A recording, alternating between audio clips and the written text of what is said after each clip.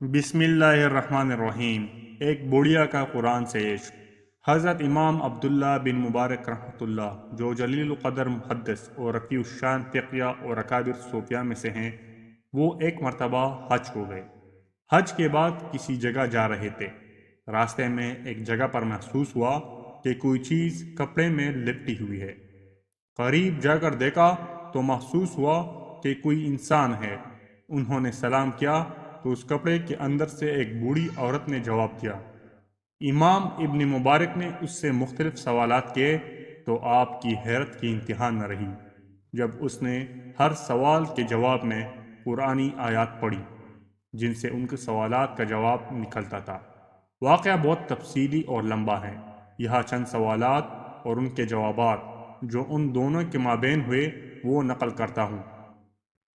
इमाम साहिब ने पूछा कि तुम यहाँ क्या कर रही हो? उसने कुरान का आयत पढ़ा जिसका तर्जुमा ये था, अल्लाह जिसको गुमराह कर दे उसका कोई रहनुमा नहीं।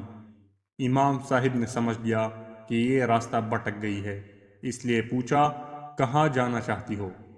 उस औरत ने फिर कुरान की एक आयत पढ़ी जिसका तर्जुमा ये था, पाक है वो ज़ात जिसने अपने बंदे को रात के वक़्त मस्जिद हरम से मस्जिद अक्सा तक सैर कराई।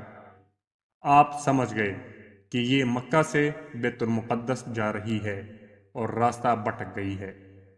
अब्दुल्ला इब्न मुबारक ने पूछा कि कितने दिन से यहाँ बैठी हो? उसने फिर कुरान का एक आयत पढ़ा जिसका तर्जुमा था, पूरे 3 रातों से। आपने पूछा, क्या कुछ खाओगी? उसने फिर कुरान की आयत पढ़ी जिसका तर्जुमा ये था कि रोज़ों को रात तक पूरा करो।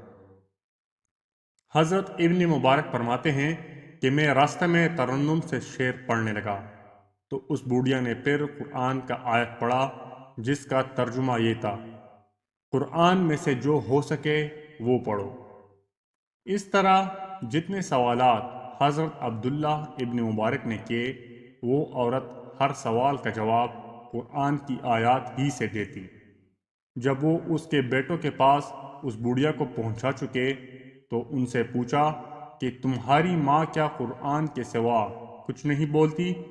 तो उसके बेटों ने बताया कि हमारी माँ ने अहद किया है कि कुरान के सिवा कुछ नहीं बोलूँगी, और यही हालत उनकी 40 साल से है। अल्लाह अकबर!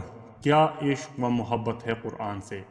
इस तरह कुरान से मोहब्बत हो, ये कुरान का दूसरा हक़ है।